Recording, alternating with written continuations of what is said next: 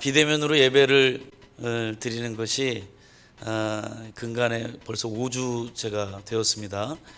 우리 성도님들이 5주간 또 교회에 나오지 못하고 가정에서 예배를 드리게 되시는데, 그럼에도 불구하고 우리가 드리는 예배 장소에서 또 하나님께서 우리에게 은혜를 주시고 또 우리가 말씀을 통해서 은혜 받고 또 변화되는 그러한 역사가 있기를 간절히 원합니다. 하나님은 지금도 우리와 함께 하시고 살아서 역사하시고 우리 성전에서만 계시는 분이 아니고 우리의 가정에서도 하나님이 계셔서 우리를 인도하여 주실 줄 믿습니다. 오늘 이 시간이 말씀을 통해서도 함께 귀한 은혜 함께 받으시기를 간절히 바랍니다.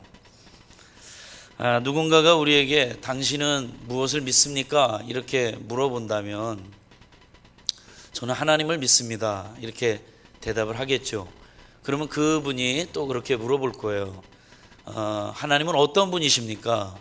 이렇게 물었을 때 우리가 그거에 대해서 대답을 할 수가 있어야 됩니다. 하나님이 어떤 분이시죠? 왜 우리는 하나님을 믿고 있습니까? 하나님이 어떤 분이시냐? 우리 지난주에 함께 말씀을 나눴는데 우리가 구하기 전에 우리의 필요를 먼저 아시는 분. 그렇죠. 그러니까 우리는 사실 먹을 거, 입을 거, 마실 거 이런 것들을 구하는 게 기도의 중심이 아니라, 기도의 중요한 내용이 아니라 이제는 하나님의 뜻이 무엇인지, 하나님이 무엇을 기뻐하시는지를 구하는 그런 기도를 드려야 되겠다 말씀을 드렸습니다.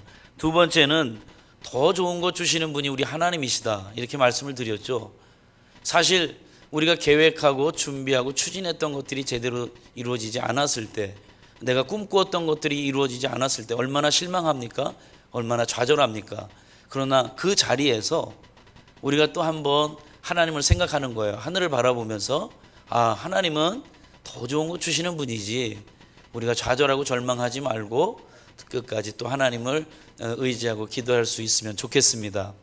또 우리 하나님은 어떤 분이십니까? 하나님은 만유보다 크신 분이라 이렇게 말씀을 했습니다.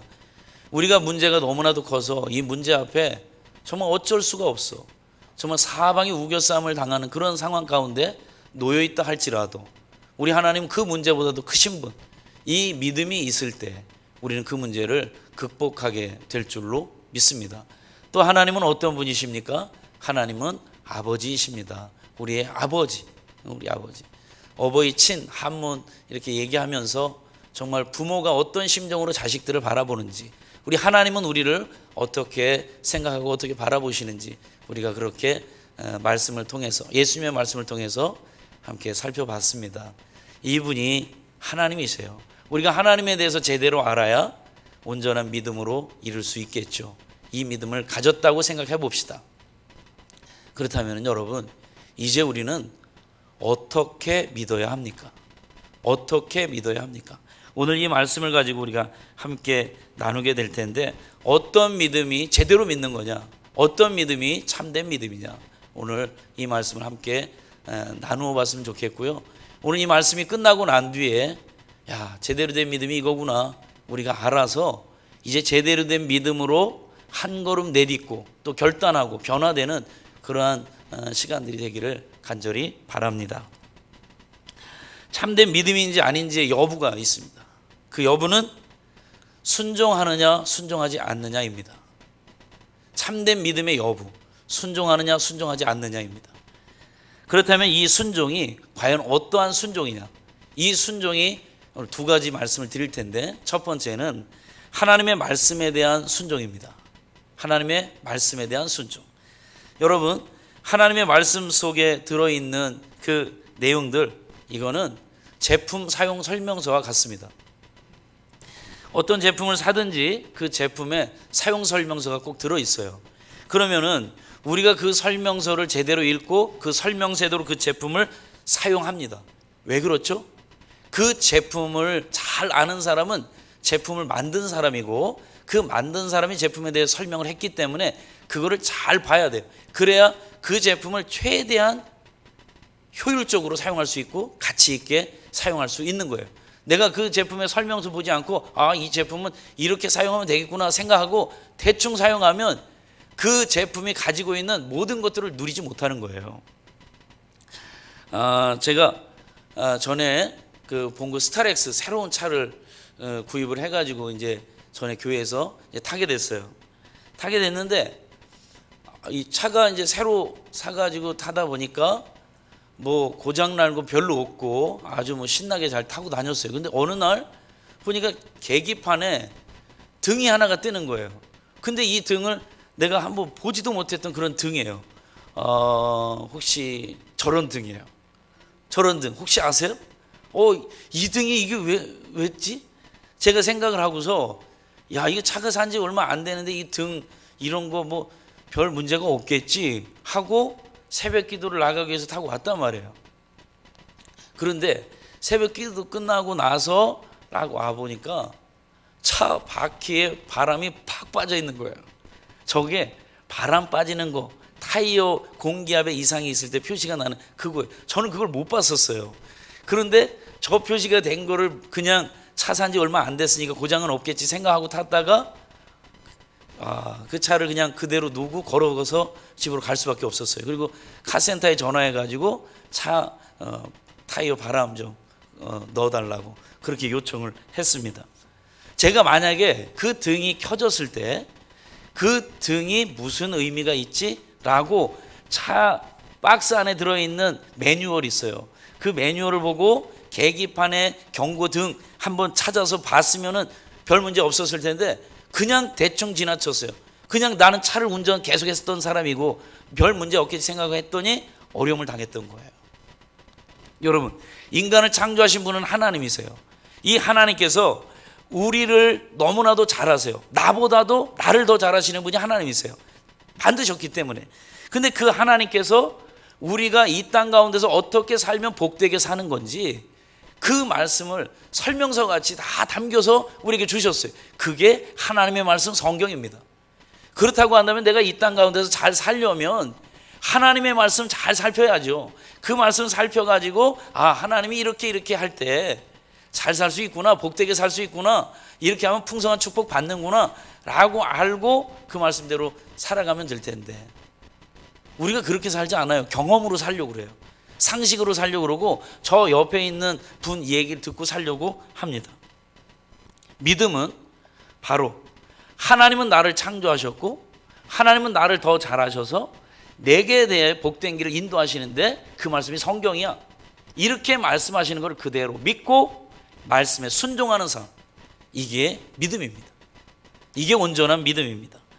여러분, 성경에 보면은요 이 믿음의 조상들, 우리의 믿음의 조상들 다 나오는데 말씀에 순종했던 사람들입니다. 아브라함 100세 때 얻은 아들 하나님께서 어떻게 하라고 그러셨습니까? 바쳐라. 어떻게 바쳐요? 사랑하는 아들, 그것도 100세에 얻은 아들인데 어떻게 바쳐요? 그러나 아브라함은 믿고 바쳤어요. 믿음으로 바쳤어요. 그 믿음. 요셉, 여러분 요셉 아시죠? 꿈꾸는 아들 요셉, 양식을 구하러 온 형제들이 있었어요. 애굽의 노예로 팔았어요. 거기서 누명을 쓰고 죄수의 신분이었어요. 얼마나 힘들고 어려운 삶을 살았습니까? 누구 때문에? 형제들 때문에. 그런데 형제들이 지금 양식을 구하기 위해서 이 땅에 왔어요. 애굽 땅에 왔어요. 내 앞에 머리를 숙이고 절해요. 야, 너희들이 염치가 있어? 잘 만났다. 나를 그렇게 시기하고 나를 노예로 팔더니 내가 너희들 때문에 얼마나 고생했는지 몰라. 제대로 본때 한번 보여줘야 되겠다 하고 하지 않았어요. 형들을 용서해 줬어요. 그런데 왜 용서해 줬냐면은 하나님의 말씀을 알았어요. 하나님께서 요셉에게 어떤 말씀을 주셨느냐, 나중에 보면 이렇게 나오죠. 하나님께서 이미 우리 가족을 구원하려고 나를 당신들보다 앞서 이곳에 보내셨습니다. 하나님께서 그렇게 이 요셉에게 깨닫게 하셨기 때문에 그 말씀 순종해서 용서할 수 있었던 거예요. 모세는 어떻습니까? 하나님께서 이 모세를 통해서 이스라엘 백성 애굽에서 노예 생활하던 그들을 이끌고 광야로 나와 가나안 땅을 향해 나아갈 때 여러분 가장 먼저 만났던 관문이 홍해바다예요. 홍해바다를 그럼 지팡이로 내리치라 했을 때 이 바다가 갈라졌어요. 갈라져가지고 어떻게 되냐면 물벽이 세워졌다고 그랬어요. 좌우에 물벽이 세워지고 간혹에 육지 길이 생겼어요. 그러면 여러분 걸어가실 수 있겠어요? 거기를? 솔직히 겁날 것 같아요. 이 바닷길인데 조금 가다가 나오는 게 아니에요. 계속해서 가야 되잖아요. 얼마쯤 가야 돼, 멀리 가야 되는데 그 길을 갈 수 있는가? 이거 갔다 가다가 중간 정도 갔는데 물이 덮치면 어떡해? 무서워가지고 두려워가지고 못 가잖아요. 그런데 하나님께서 이 길을 내셨다면 우리가 이 길을 통과하는 동안 하나님은 막아주실 거고 우리를 안전하게 건너게 해주실 거야. 이 믿음이 있었기 때문에 말씀에 순종해서 건널 수 있는 거예요. 그래서 그들이 그 가나안 땅으로 갈 수가 있었던 거죠. 여호수아가 여리고 땅에 들어갈 때, 이스라엘 백성을 이끌고 여리고 땅에 들어갔을 때, 가나안 땅에 들어갔을 때 가장 먼저 하나님께서는 그 남성들 할례를 시켰어요. 할례를 하라고 그랬어요. 그런데 여러분, 전쟁을 하러 가는데 남자들이 할례를 받으면 이거 어떻게 돼요? 힘을 못 쓰는 거예요. 그런데 할례했어요. 하나님 말씀대로. 하나님, 이게 웬일입니까? 지금 싸워야 될 사람들 이거 고통 주고 어떻게 싸우라고 하는 겁니까? 따지지 않았어요. 그리고 여리고성을 하루에 한 바퀴씩 돌아라. 아무 소리 하지 말고 돌아라 했어요. 돌았어요. 어떻게 이럴 수가 있죠? 어떻게 이걸 그대로 믿고 순종할 수 있는 거죠? 우리 같았으면 어떻게 했어요? 아니, 거길 왜 돌아요? 돌면서 뭐 하라고요? 그냥 가만히 있으라고요? 아니, 그렇게 해서 무슨 소용이 있어요? 따질 거 아니에요. 제가 광양에 선유생교회 첫 목회를 갔는데 그 어르신 할머니들이 거의 뭐 60세 이상, 60세는 젊은이고 거의 70세 이렇게 되신 분들이 이제 교회에 계셨어요. 제가 9월 달에 갔는데 9월 달에 가가지고 조금 있다가 가장 먼저 얘기했던 게 뭐냐면은 달력 만듭시다 그랬어요. 제가 교회 달력을 만들어서 우리 이 동네 분들 다 찾아가면서 신방도 하고 전도도 하고 이 달력을 좀 나눠줍시다. 그랬더니 그분들이 하나같이 뭐라 그러냐면, 아이고 전도사님, 이거 이 동네 몰라서 그래요. 누가 교회에서 만든 달력 누가 달아요? 다 농약방에서 주고 비료집에서 다 주는 거, 그 농협에서 주는 거, 그거 큰 글씨로 음력 나오는 거 그거 달지 교회 달력 안 단다고. 돈 들일 필요 없다고. 돈도 없는데. 그래가지고는 제가 아유, 그런가? 만들 필요 없는가? 아유, 말을 들어야 되나 어떻게 해야 되나 한번 내뱉었는데, 그래도 조금인데 그게 전도사가 와가지고 조금 하는 일이 이렇게 큰 장애물에 걸려가지고 그런데 제가 했어요. 좀 우리 이해를 시키면서 그래도 우리 교회를 좀 우리 동네에다가 알리자고, 우리 학생들도 있으니까 방방마다 달게 하자고 그렇게 해서 했어요. 그리고 나서 이분들이 보니까 나이도 젊지, 하는 거 보니까는 이거 뭐 상황, 이 시골 상황 이런 거 잘 모르지. 그냥 좀 안 차는 거예요. 이게 뭐 성이 안 차는 것 같아 하시는 게. 자식 같은 사람이 와가지고 지금 뭐라고 하는데 잘 안 차는 것 같아. 그러다가 교회 봉고차가 문제가 생겼어요. 교회 봉고차가 문제가 생겨가지고는 이거 하나님께서 우리에게 기도하라고 하시는구나. 그래서 내가 성도님들한테 그랬어요. 우리 교회 봉고차를 위해서 기도합시다. 기도하는데 새 차 달라고 기도합시다. 그렇게 했어요. 그랬더니 우리 집사님들이 뭐라 그러냐면, 아이고 전도사님, 무슨 새 차냐고, 우리 교회가 무슨 새 차를 살 수가 있냐고. 전에 전도사님은 참 어떻게 그 서울의 교회들 잘 알아가지고 어떻게 해가지고 좀 쓰다가 이제 좀 거의 이제 못 쓰고 새 차 구입할 때 그런 중고차를 어떻게 기가 막히게 잘 해가지고 와서 잘 탔다고. 목사님은 서울의 사람 잘 모르냐고. 그때 전도사님, 그때 목사님이 아주 그런 거 잘했는데 그러시더라고요. 그래서 저 잘 몰라요. 새 차 사도록 우리 기도합시다. 하나님 능력 많으신 분인데. 그랬더니 한 분도 기도를 이거 안 하는 거예요. 새 차를. 이게 말도 안 되고 우리가 살 수도 없고 형편이. 그래서 제가 대표기도 하시는 분들마다 꼭 기도할 때 새 차를 넣고 기도해 주세요. 새 차를 넣고 기도하시고.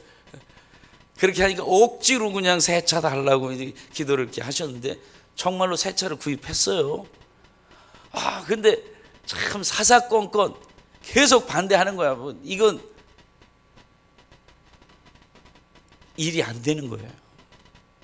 근데 내가 보니까 어떻게 이 믿음의 조상들이 하나님의 말씀에 대해서 이렇게 순종을 했지? 저 같으면은 한번 질문이라도 한번 할 텐데, 하나님 여리고성을 근데 왜 도는 거예요? 근데 왜 아무것도 안 하고 그냥 돌면 뭐가 달라지는 겁니까? 뭐 이렇게 힘차게 뭐 발을 구르든지 뭐 이렇게 해야 되는 거 아닙니까? 그런 물음도 없어. 궁금하게 질문이 안 생겼나? 근데 순종했어요. 그런데 순종하고 그대로 했는데 역사가 일어나는 거예요.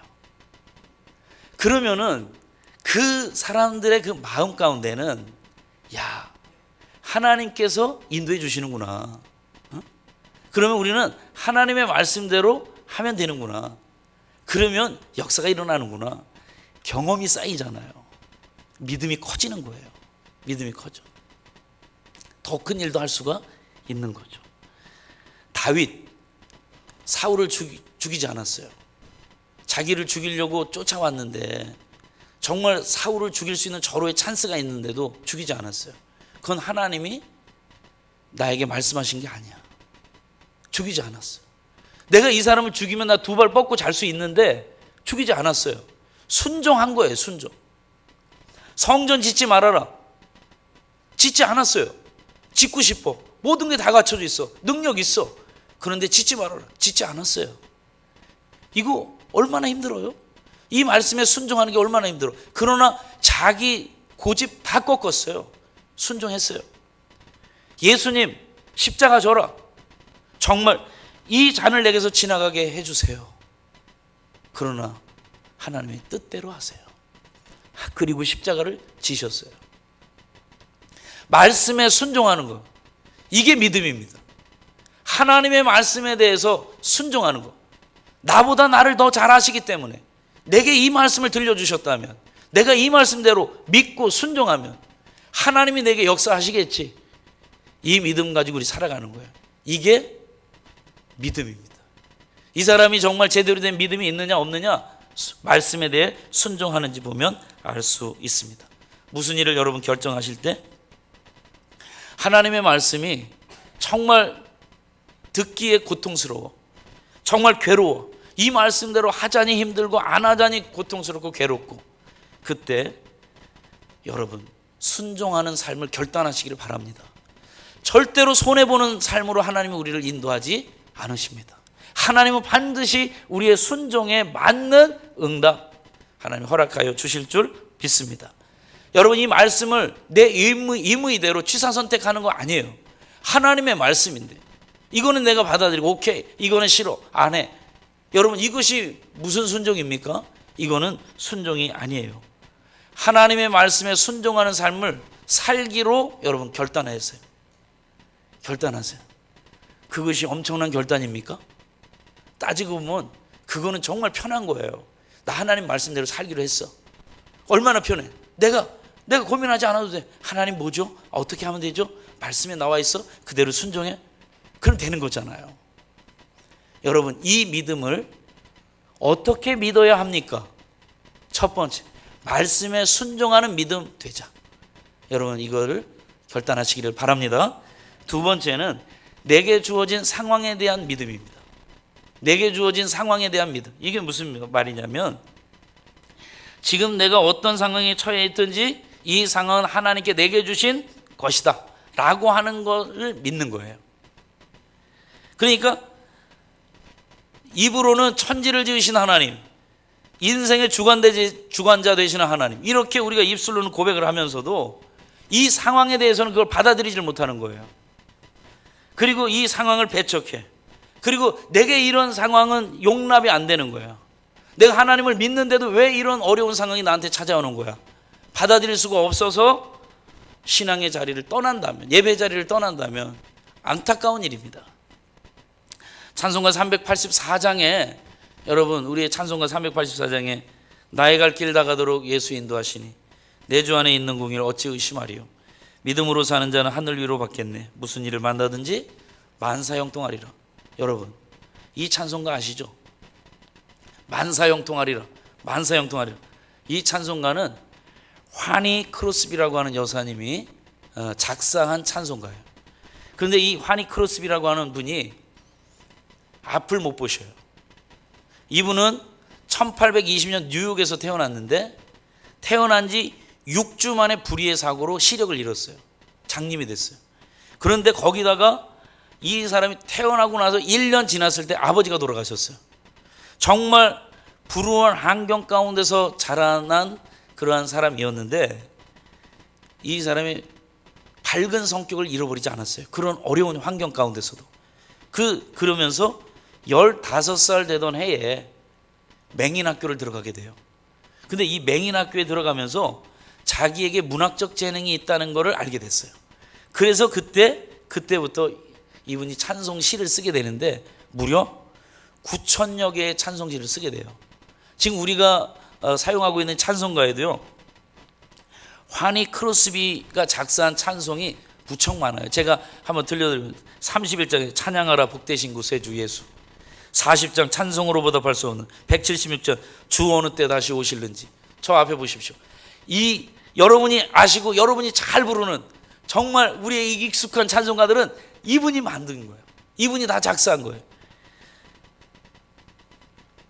쭉 한번 보세요. 예, 야, 환희 크로스비 이분이 작사한 건데, 그런데 이분이 앞을 보지 못하잖아요. 그런데 정말 이분이 걸어가는 곳마다 걸림돌, 장애물 이런 게 있을 텐데 이분이 고백하는 게 뭐냐면 만사형통하리라, 만사형통하리라, 이걸 고백하는 거예요.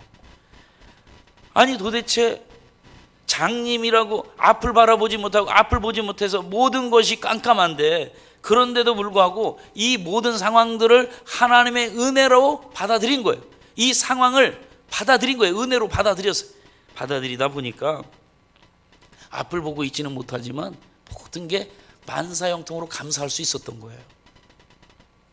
하나님이 이 상황을 주셨다면 이것을 통해 반드시 유익함을 주실 거다라는 믿음, 이 믿음이 그 상황을 그냥 받아들이게 되었던 거예요.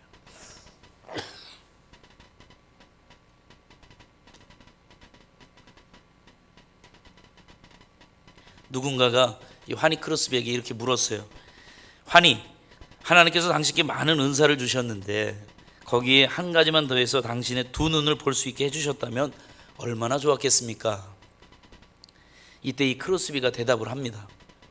만약 내가 태어났을 때 하나님께 한 가지 부탁을 할 수 있었다면 나는 아마도 지금과 같이 소경으로 태어나게 해달라고 구할 것입니다. 왜냐하면 내가 영화로운 하늘나라에서 뵙게 될 주님의 얼굴이 제가 가장 처음 보는 얼굴이기 위한 것입니다. 제가 뜬 눈으로 가장 처음 주님의 얼굴을 보고 싶습니다. 그렇게 얘기를 했다는 거예요. 참 믿음의 소유자예요. 참 믿음의 소유자. 하나님을 원망하고 불평하지 않았어요. 비관하지 않았어요. 왜 나한테는 이런 힘들고 어려운 삶을 하나님이 허락하셨어? 하나님 탓하지 않았어요. 받아들였을 때 감사가 나왔던 거예요. 어느 교회에서 고등부를 담당하고 있던 전도사님이 19개월 된 뇌성마비 아들이 그 전도사님에게 있었습니다. 이 전도사님의 소원은 내 아들이 건강하기만 하면 참 좋겠다, 정말 행복하겠다, 그렇게 되면 정말 세상에 부러울 것 아무것도 없다, 이렇게 생각하면서 정말 이 19개월 된 아들, 뇌성마비 아들을 위해서 하나님 앞에 간절히 기도했습니다. 그러면 더욱더 주님의 일 더 열심히 하겠다고 하나님 앞에 그렇게 서원도 해가면서 그렇게 기도를 했습니다. 이 아들이 너무너무 아프니까 온통 그 달력에는 병원 예약된 날짜 표시예요. 그거로 달력이 가득해. 설상가상으로 이 뇌성마비 아들이 흠이 된다고 해서 가기로 결정한 교회가 있었는데 그 교회에서 이 전도샘을 받을 수 없다고 통보가 온 거예요. 한두 번이 아니에요. 이 아들 때문에 미끄러졌어요. 교회를 가지 못하게 됐어요. 그래서 누군가가 이제 조언을 해주는데 뭐라고 조언을 해주냐면, 한국교회 현실에서는 뇌성마비 아들을 데리고 목회하는 거 너무 어렵다. 그러니까 다른 방향으로 한번 하나님의 일을 생각해봐라. 목사님이면 하나님 앞에 기도하고 응답받는, 그리고 모든 문제가 술술 잘 풀려야 그 목사님 밑에서 배우고 또 말씀 듣는 성도들의 삶도 풀릴 거 아닌가. 그 목사님이 이렇게 어려운 일이 있고 힘든 일이 있으면 이거 교인들 그 어려운 일 또 같이 또 겪는 거 아닌가, 이런 생각들을 가지고 있으니까 한국 교회 상황에서는 이 목회하기가 어렵다. 그 얘기를 듣고서 절망을 했어요. 그때 이분의 사모님이 하나님 앞에 기도를 하면서, 하나님 아버지, 제발 저와 아이를 데려가 주세요. 힘들어 못 살겠어요. 그렇게 기도를 했어요. 그럴 정도로. 그런데 이때 이 전도사님 내외에게 힘을 주었던 성경의 인물이 있었어요. 그 성경의 인물이 바로 사도 요한이었어요. 사도 요한. 요한복음 19장 26절에서 27절 말씀을 우리 한번 보겠습니다. 성경 말씀 보는데, 자, 한번 같이 한번 읽어볼게요. 예수께서 그 모친과 사랑하시는 제자가 곁에 섰는 것을 보시고 그 모친께 말씀하시되 여자여 보소서 아들이니이다 하시고, 또 그 제자에게 이르시되 보라 내 어머니라 하신대. 그때부터 그 제자가 자기 집에 모시니라. 아멘. 여러분, 예수님께서 성경에 보면은요, 신약 성경에 보면 사랑하시는 제자 이렇게 표현되는 사람이 있어요. 예수님께서 사랑하시는 제자, 그게 사도 요한입니다. 그런데 이 사랑하는 제자, 이 사도 요한, 사랑하시는 제자에게 예수님께서 떠나가시면서 부탁하는 게 마리아예요. 이 육신의 어머니 마리아를 부탁을 해요. 그래서 이 요한은 그때로부터 이 마리아 돌보는 일, 예수님의 어머니 돌보는 일에 청춘을 다 쓰게 됩니다. 이건 주님의 부탁이니까 다른 것 할 수가 없는 거예요. 그런데 사실 나이 들어서 이제 늙어가는 이 어머니 돌보는 일이 사실은 이 정말 능력 있고 저 다른 일에 좀 힘을 막 쏟아서 더 엄청난 일들을 감당해야 될 이 사도 요한에게 있어서는 이 일이 너무나도 작은 거예요. 너무나도 보잘것없는 일이고 너무나도 처량한 거예요. 이 늙어가는 어머니 돌보는 일을 하고 있으니 다른 제자들은 정말 어떻게 지금 활동들을 하고 있어요. 엄청나게 활동들을 하면서 인정받고 그렇게 지금 잘 나가고 있는데 자기는 이 어머니 붙잡고서 이분 관리하느라고 그 젊음 다 보내고 있는 거예요. 예수님이 그 누구보다도 이 사도 요한을 사랑했기 때문에 정말로 다른 제자들보다도 더 많은 일, 더 큰 일을 감당하면서 주님의 영광이 될 수 있었단 말이에요.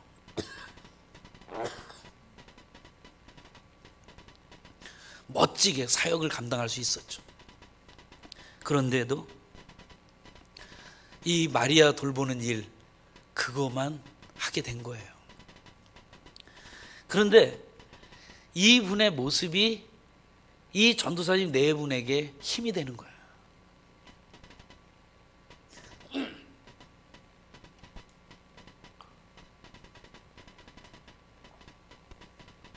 그렇게 능력 많은 사도 요한인데도 그 어머니 돌보는 일에 그 모든 인생을 다 쏟았구나. 그것을 하나님은 더 기뻐하시는구나. 아무리 멋진 일, 큰 일 감당하지 않아도 하나님께서 내게 명령하신 그 일, 내 자리에서 내가 그걸 충성한다면 하나님이 기뻐하시는 거구나. 그거를 알게 됐어요.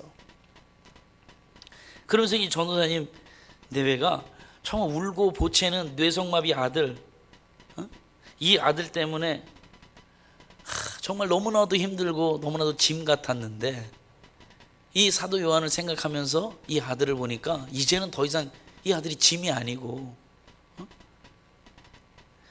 더 이상 이제 어떤 자기들의 가시도 아니고 이 아들이야말로 하나님께 내게 맡겨주신 보배구나, 하나님의 은총이구나, 이렇게 알게 됐어요. 그러면서는 이 상황을 이렇게 은혜 가운데로 받아들이다 보니까 어떻게 됐냐면은 이 예전에는 이 아들이 너무 부끄러워가지고 사람들 앞에서도 보여주지 못하고 감추고 숨기고 이랬었는데 자유를 얻었어요. 이 아들 하나 잘 돌보는 일, 이 영혼이 천하보다 귀한데 이 영혼 돌보는 일, 이거 귀한 일이구나, 이렇게 깨닫게 된 거죠. 여러분, 큰 일을 감당하지 못해서 여러분 혹시 힘들어 하십니까? 왜 목사님은 나에게 큰 일, 더 멋진 일, 더 사람들 앞에 좀 영향력 있는 그런 일들을 나한테 맡기지 않으신 거야? 이것 때문에 혹시 불평 있으셨습니까? 여러분이 맡고 있는 그 작은 일, 그건 역시도 여러분이 믿음으로 감당하십시오.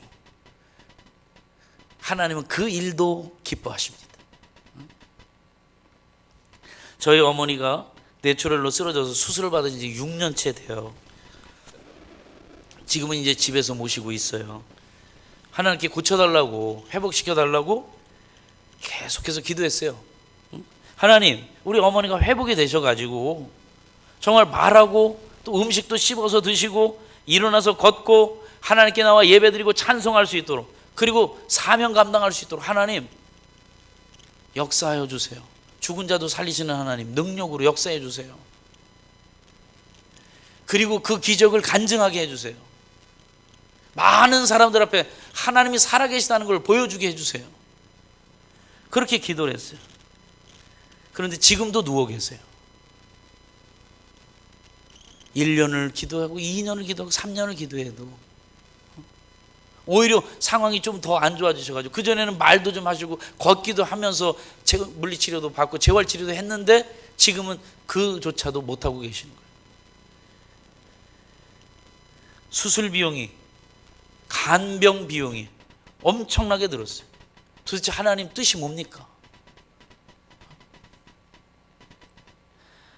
그런데 하나님께서 이 깨달음을 주셨어요. 어떤 깨달음을 주셨냐? 어머니는, 지금 이 병상에 누워 계신 어머니는 우리 형제들, 어머니의 자식들이죠. 자식들을 이어주는 끈이구나.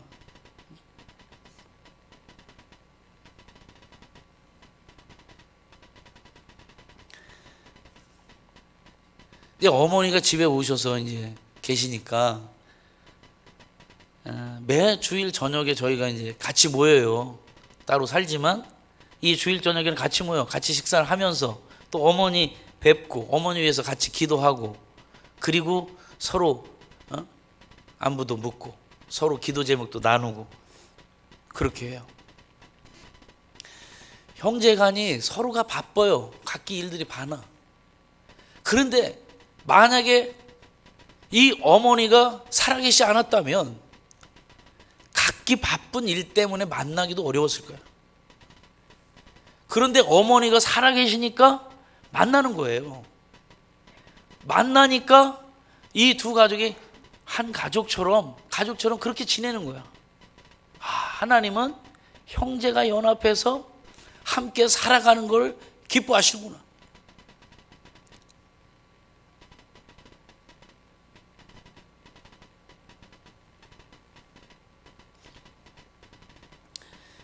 그런 생각이 들어요.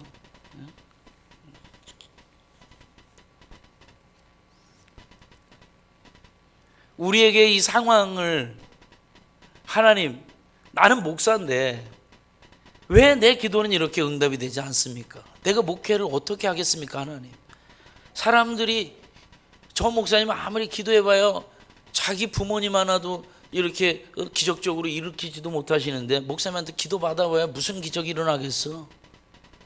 하나님, 이렇게 생각하면 어떡해요? 제 기도 응답해 주세요. 하나님, 기적을 보여주세요. 그런데 하나님께서 그 상황을 기적으로 바꿔주시는 게 아니라 내 마음을 바꿔주셨어요.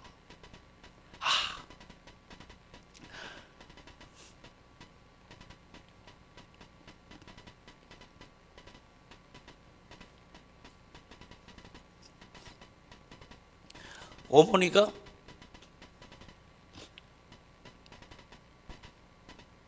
병져 누워 계신 어머니가 짐이 아니다.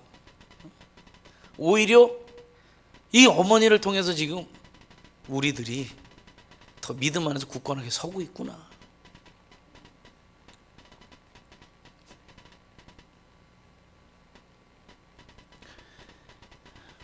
그럼 우리 어머니는 우리 때문에 또 희생하시는구나. 지금 이 시간에 감사하죠. 어머니 오래오래 사세요.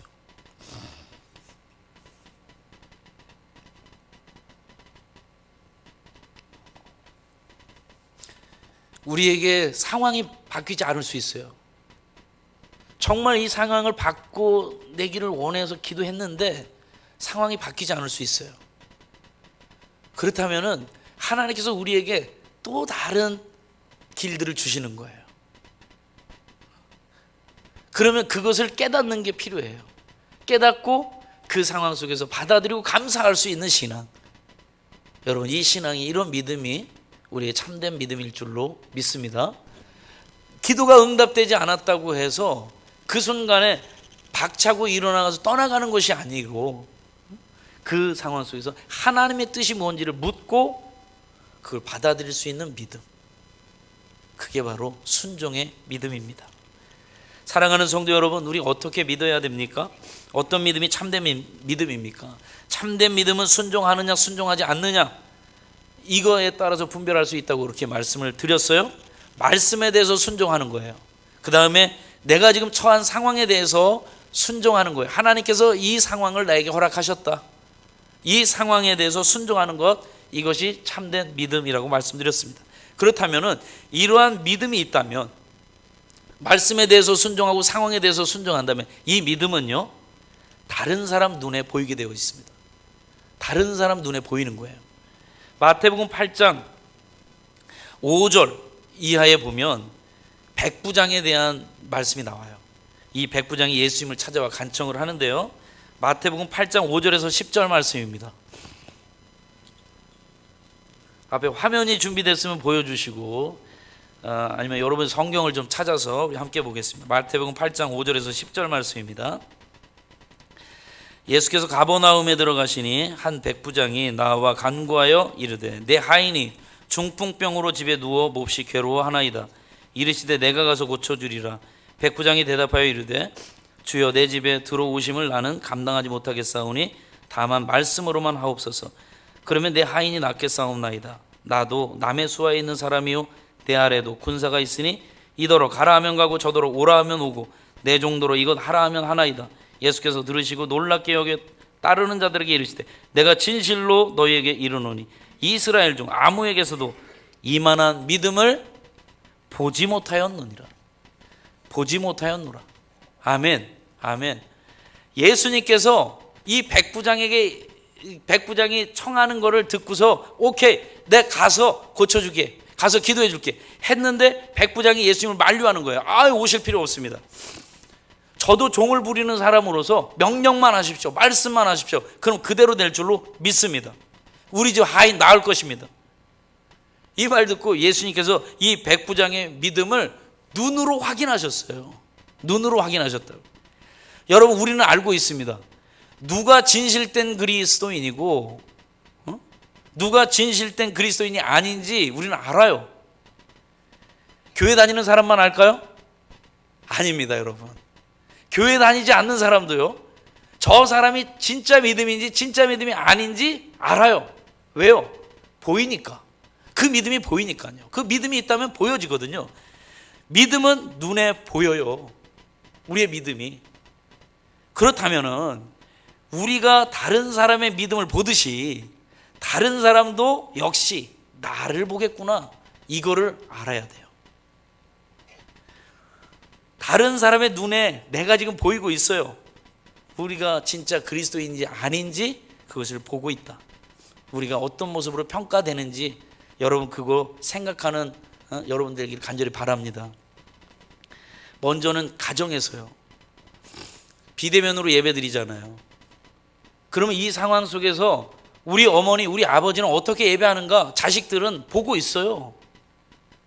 남편이 보고 있어요. 정말로 진실되게 예배하는데 교회는 가지 못해. 그러나 가정에서 예배를 드리는데 영상으로 예배를 정확히 드리는 거예요. 야, 정말 어디에서나 예배 드리는 분이구나, 찬송하는 분이구나, 기도하는 분이구나 알 수 있는 거죠. 그러나 만약에 비대면으로 예배 드리는 이런 상황에서 건성건성으로 하고 누워서 하고, 혹시 이 말씀을 들으시는 우리 가정에 계신 분들이 뜨끔하시다면 자세를 고쳐 앉으시기 바랍니다. 보고 있어요. 보고 있어. 응? 자, 생각해야 됩니다. 여러분, 오늘 우리가 봉독한 누가복음 18장 1절에서 8절 말씀, 이 말씀에 이게 억울한 일을 당한 과부의 이야기거든요. 억울한 일을 당한 과부. 근데 이 억울한 일을 당해서 재판관을 찾아가서 이 억울한 일을 풀어달라고 요청을 해요. 그런데 이 재판관은 불의한 재판관이야. 이 사람은 하나님도 무서워하지 않고, 사람은 거기다가 뭐 더더욱이 무서워하지도 않고 신경도 안 쓰는 그런 사람, 교만한 사람. 그런데 이 사람이, 이 여인 과부라고 하면 그 당시에서도 정말 별 볼 일 없는 거예요. 아무 돈도 없고 백도 없고, 그러니까 정말 사회에서 그냥 천하디 천한, 하찮은 존재. 그런데 어떻게 이 여인의 간구를 그 불의한 재판관이 들어줄 수밖에 없었는가? 그거는 이 여인의 간절한 간구가 있었다는 거예요. 끈질기게 늘어졌다는 거예요. 붙잡고 늘어졌다는 거예요.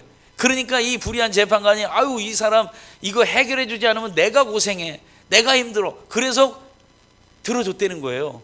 그러면서 우리에게 하시는 말씀이 뭐냐면, 이 정도의 믿음 너희들에게 있느냐? 하나님은 의로우신 분이야. 너희들이 구하는 거, 너희들이 원하는 거, 바라는 거 하나님 왜 안 들어주시겠어? 기억해, 하나님은 들어주셔. 이렇게 말씀하시는 거예요. 그러면서 중요한 말씀이 누가복음 18장 8절 말씀인데, 여러분 이 말씀을 다시 한번 볼게요. 18장 8절. 내가 너희에게 이르노니 속히 그 원한을 풀어주시리라. 그러나 인자가 올 때 세상에서 믿음을 보겠느냐 하시니라.